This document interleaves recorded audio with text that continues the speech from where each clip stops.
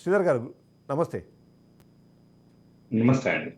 అయితే ఇప్పుడు చాలామందికి ఏంటంటే ఈ గతంతో పోలిస్తే ఇప్పుడు ఫోన్ ట్యాపింగ్ పైన దాదాపుగా చాలామందికి ఒక అవగాహన అయితే వచ్చింది. కానీ స్టిల్ ఇంకా ఇప్పుడు ప్రస్తుతం మనము తెలంగాణ రాష్ట్రంలో వింటున్న ఫోన్ ట్యాపింగ్కి సంబంధించి కొన్ని క్వశ్చన్స్ ఉన్నాయి. ఎందుకంటే గతంలో ఏదో ఒక మాల్వేర్ వేస్తారు, లేకపోతే ఒక ట్రోజన్ని ఒక ఫోన్లో ఎంటర్ చేయడం ద్వారా కన్వర్జేషన్స్ వినొచ్చు, లేకపోతే స్క్రీన్ షాట్స్తో సహా ప్రతి ఒక్కటి తీసుకొచ్చి అందరూ అనుకునేవాళ్ళు. కానీ ఇవాళ గవర్నమెంట్ ఒక ఆథరైజ్డ్గా ఆ ట్యాపింగ్ చేసింది, లేకపోతే దాన్ని అన్అఫీషియల్గా చేసినా సరే ఆథరైజ్డ్గా వాళ్ళందరూ ట్యాపింగ్ చేశారని మాట్లాడుకునే నేపథ్యంలో అసలు ఆ ట్యాపింగ్ ఎలా చేస్తారు, ఆ ట్యాపింగ్ చేసే క్రమంలో ఎలాంటి ఎక్విప్మెంట్ యూజ్ చేస్తారు, దాని గురించి ఒకసారి మా ప్రేక్షకులకు చెప్పండి.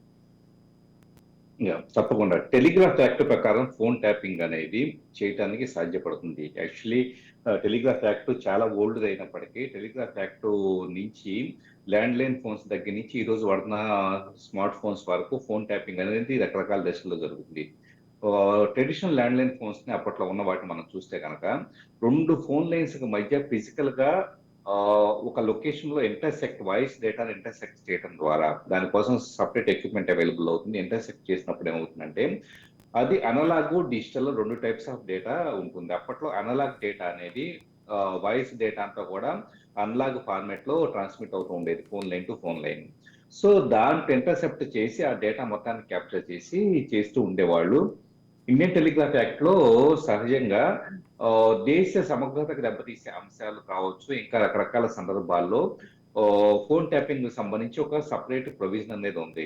ఈరోజు మనకి టెలిగ్రాఫ్ యాక్ట్ ప్రకారం ఉన్న ప్రొవిజన్స్ చూస్తే గనక అట్ ద సేమ్ టైమ్ కాలక్రమంలో వచ్చిన అమెండ్మెంట్స్ మనం చూసుకుంటూ వస్తే గనక ప్రెజెంట్ దేశవ్యాప్తంగా 10 ఇన్వెస్టిగేటివ్ ఏజెన్సీస్ సిఐడి కావచ్చు, సిబిఐ కావచ్చు, అలాగే ఎన్ఫోర్స్‌మెంట్ డైరెక్టరేట్ కావచ్చు. ఇలాగా మొత్తం 10 ఏజెన్సీస్ దేశంలోని ఎవరి ఫోన్నైనా కంట్రోల్‌లోకి తీసుకోవచ్చు ఇన్వెస్టిగేషన్ పర్పస్ కోసం. ఫోన్ ట్యాప్ చేసే అధికారం ఉంటుంది. కాకపోతే దీనికి ఒక ప్రోటోకాల్ ఉంటుంది. ఏం ప్రోటోకాల్? కేంద్ర హోమ్ మినిస్ట్రీకి అధికారికంగా లెటర్ రాయాల్సి ఉంటుంది. హోమ్ మినిస్ట్రీ, హోమ్ సెక్రటరీకి ఈ వ్యక్తి యొక్క ఫోన్ ట్యాప్ చేయబోతూ ఉన్నాము. ఇతను ఈ క్రిమినల్ అఫెన్స్‌లో ఉన్నారు. ఆ క్రిమినల్ అఫెన్స్ ఎలాంటిదై ఉండాలి?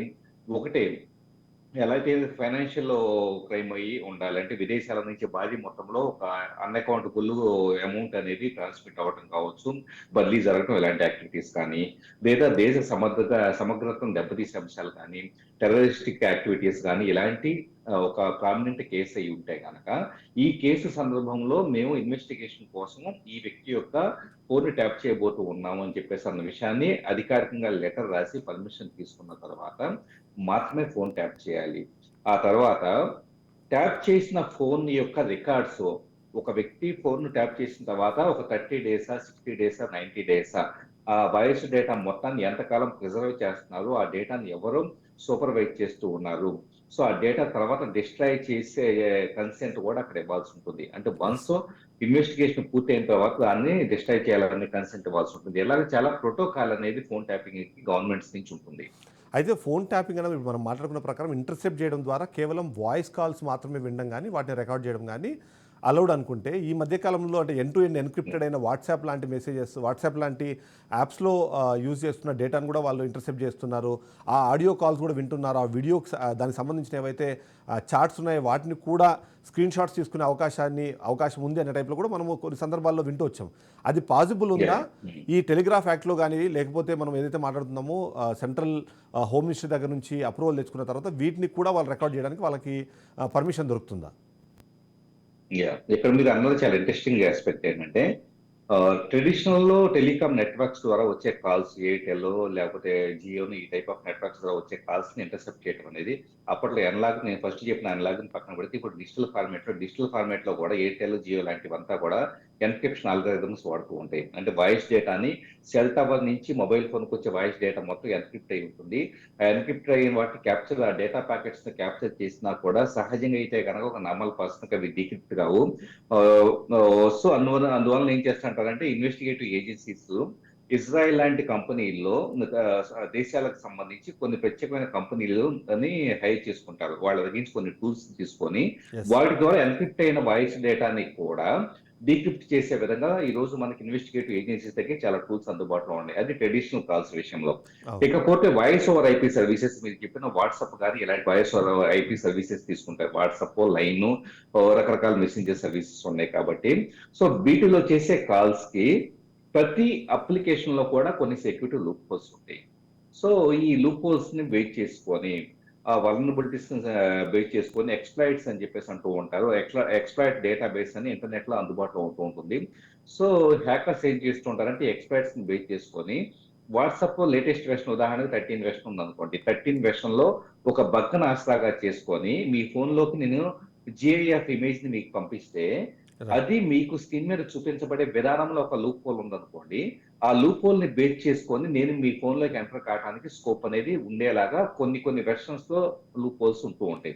ఉమ్. ఆ ఆ లోపం ఉందన్న విషయం వాట్సాప్ లాంటి సంస్థలకి తెలియక ముందే ఒక హ్యాకింగ్ టూల్ అనేది ఎన్ఎస్ఏ గ్రూప్ లాంటి సంస్థలు అంటే ఇజ్రాయెల్ కి సంబంధించిన కొన్ని సంస్థలు కావచ్చు, కొంతమంది హ్యాకర్లు కావచ్చు, డార్క్ వెబ్ లో అందుబాటులోకి తీసుకొస్తూ ఉంటారు.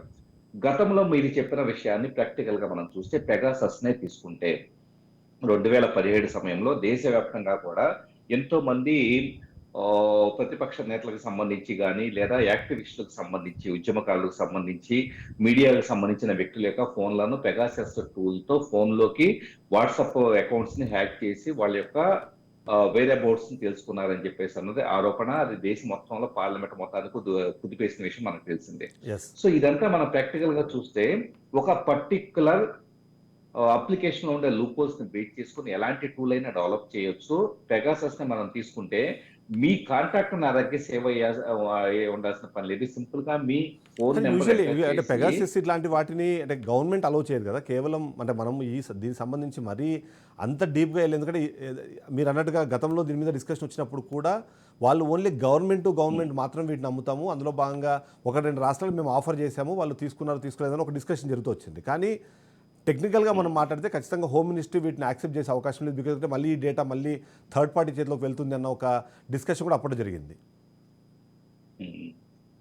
సో మీరన్న విషయంలో గవర్నమెంట్ టు గవర్నమెంట్ అమ్ముతామని చెప్పేసి అనటానికి ఎలాంటి ఎవిడెన్స్ లేదు. ఉమ్. ఎంఎస్ఏ గ్రూప్ చాలా ప్రైవేట్ వ్యక్తులకి భారీగా డబ్బు ఆఫర్ చేసిన ప్రపంచవ్యాప్తంగా ఎన్నో దేశాల్లో ఎన్నో సంస్థలకి కావచ్చు కార్పొరేట్ స్పైయింగ్ అనేది ఎంతో పెగాసస్ ద్వారా జరిగింది. ఎస్. సో పెగాసస్ మాత్రమే కాదు, దాని తర్వాత ఎన్నో టూల్స్ అందుబాటులోకి వచ్చినాయి. ఈ కాంబినేటరీ జనాలకు తెలియదు కాబట్టి ఇప్పుడు కూడా ప్రపంచవ్యాప్తంగా కార్పొరేట్ దిగ్గజాలు ఒకళ్ళ మీద ఒకళ్ళు స్పై చేసుకోవడం, స్ట్రాటజీస్ కావచ్చు, కార్యాచరణ కావచ్చు, ఇదంతా వాళ్ళు తెలుసుకోవడం జరుగుతూ ఉంది.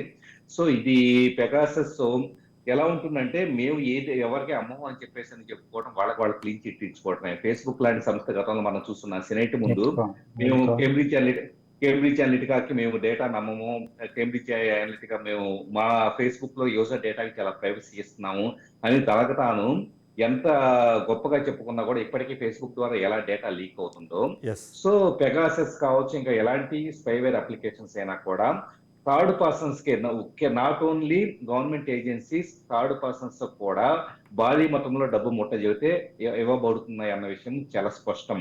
మీరు చెప్పిన voice over IP services, traditional telephone tapping అనేది పక్కన పెడితే వాయిస్ ఓవర్ ఐపీ సర్వీసెస్ లో ఇదంతా కూడా థర్డ్ పార్టీ టూల్స్ ను వాడి, స్పైవేర్ టూల్స్ ను వాడేసి డేటా క్యాప్చరింగ్, వాళ్ళ యొక్క ఫోన్ ట్యాపింగ్ అనేది జరుగుతానే రైట్. ఉంటుంది. అది స్పష్టం. ఎస్.